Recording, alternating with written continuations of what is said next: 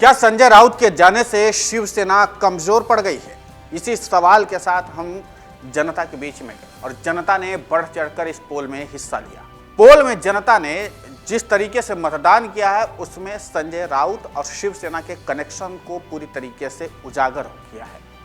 दरअसल आम जनता की जो राय होती है वो सर्वोपरि होती है। आम जनता राजनीति की खबरें देखती है और अपने सोच के हिसाब से मतदान करती है और यही लोकतांत्रिक तरीका भी है। इसलिए हमने इस सवाल के जरिए जब जनता से जानने की कोशिश की कि क्या संजय राउत के जेल जाने से और जिस तरीके से संजय राउत को 22 अगस्त तक यानी कि अब से 14 दिन तक उनको न्यायिक हिरासत में भेजा गया है, जिस तरीके से हिरासत में लिए गए हैं, उसके बाद शिवसेना जाहिर सी बात है बैकफुट पर आ गई। क्योंकि शिवसेना उस तरीके से उस तटस्थता के साथ अब लड़ाई नहीं लड़ सकती जिस तरीके से संजय राउत शिवसेना का पक्ष मीडिया के सामने रखा करते थे। यही कारण था कि इस पोल में भारी संख्या में लोगों ने हिस्सा लिया और न सिर्फ हिस्सा लिया बल्कि उन्होंने अपने मतदान के जरिए अपना फैसला सुनाया। और जनता का फैसला यह है कि 64% लोग मानते हैं कि हाँ, शिवसेना कमजोर हुई है संजय राउत के जेल जाने से।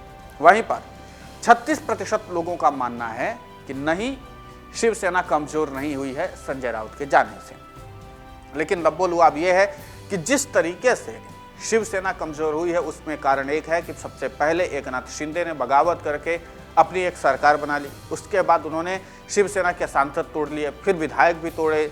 उसके बाद फिर जिस तरीके से घटनाक्रम बदला तो आपने देखे कॉरपोरेटर भी गए, पार्षद भी चले गए।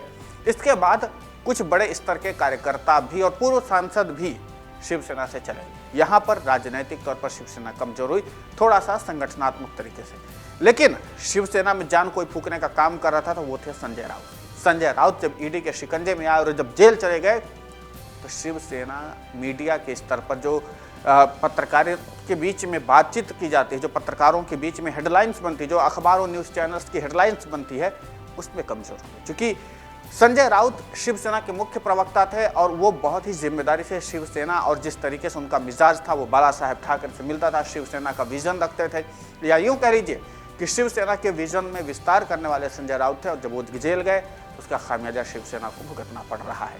और यही कारण है कि अब एक बार फिर से उद्धव ठाकरे को मुखपत्र जो सामना है उसका संपादक बनने स्वीकार करना पड़ा। वो उन्होंने खुद कुर्सी संभाली है, क्योंकि अगर इस समय उद्धव ठाकरे सामना के जरिए के मुख्य संपादक की भूमिका नहीं निभाते हैं और जिस तरीके से संजय राउत पत्रकारिता करते थे, जिस तरीके से शिवसेना की बात रखते थे, उसके बाद जो स्थितियां बनेंगी वो बेहद चुनौतीपूर्ण हो जाएगी। इसलिए जनता के बीच में अगर शिवसेना को मजबूत बनाए रखना है, जनता के बीच में शिवसेना को अगर तटस्थ रखना है तो ये चीज़ें करनी पड़ेंगी। यही कारण था कि उद्धव ठाकरे ने आज जब मुखपत्र सामना में अपना संपादकीय लिखा तो संपादकीय में एक चीज़ को साफ कर दिया उन्होंने कि वो बेहद अटैकिंग और बेहद आक्रामक अंदाज में पत्रकारिता करेंगे। यानी बेहद आक्रामक अंदाज में लिखा उन्होंने, जिस तरीके से संजय राउत हमला बोलने में जरा भी पीछे नहीं रहते थे।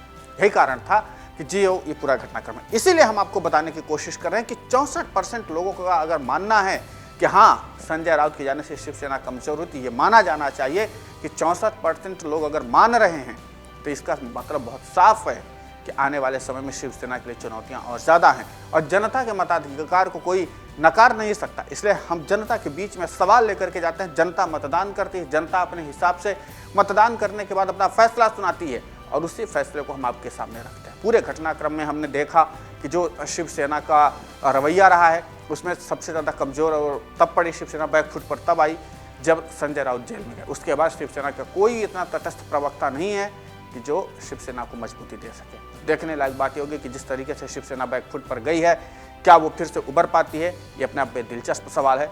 लेकिन फिलहाल इस पूरे घटनाक्रम को लेकर के, इस पूरे विश्लेषण को लेकर के आपका क्या कहना है, हमें कमेंट करके ज़रूर बताएं। नमस्कार। डाउनलोड करें अमर उजाला ऐप और पाएं खबरें लगातार।